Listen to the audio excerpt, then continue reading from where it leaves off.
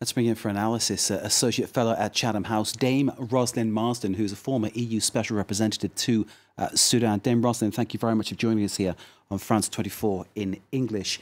Are there reasons for optimism given this change in Sudan, or is there a fear that what has been ousted may be replaced with something similar? Well, I think that the toppling of President Omar al-Bashir after 30 years in power is certainly in itself a huge victory for people power and for non-violent civic resistance. And obviously, after Bouteflika was forced to step down just over a week ago, this is the second time that an African autocrat has been ousted by the military after prolonged protest by young civilians.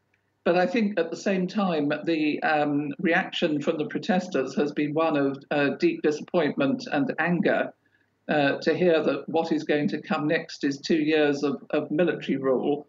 They have been conducting a sit-in in front of the army headquarters, hundreds of thousands of Sudanese, for the last 5 days, to try to persuade the army to side with the people's demands for peace, democracy, and equal citizenship and justice.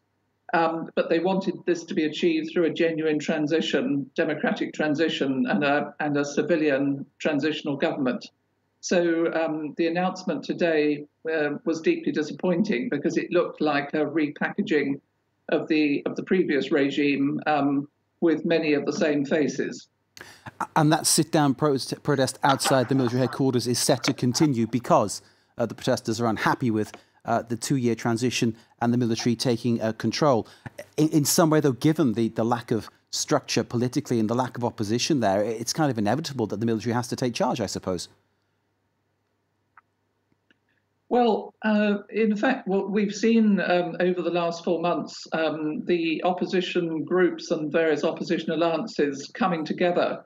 They all signed the Declaration for Freedom and Change at the beginning of January, together with the Sudanese Professionals Association and a number of civil society organizations. And they've set out quite clearly their political objectives, that they want a transitional government, transitional civilian government that's going to restore freedoms, to respect human rights, to address the economic crisis the country is facing, and of course to prepare for free and fair elections. So there is quite a lot of work going on in coordination between the groups under this umbrella, both on the transitional structure and on their political platform. What happens to Omar al-Bashir now? I mean, clearly indicted by the International Criminal Court over what happened in Darfur, but clearly he's evaded them ever since 2003. And will that continue? Will he continue to sort of keep out of their clutches, do you think? Well, General Ibn Auf, who announced that there would be a military council established today, said that President Bashir had been arrested and was in custody, but was in a safe place without revealing his whereabouts.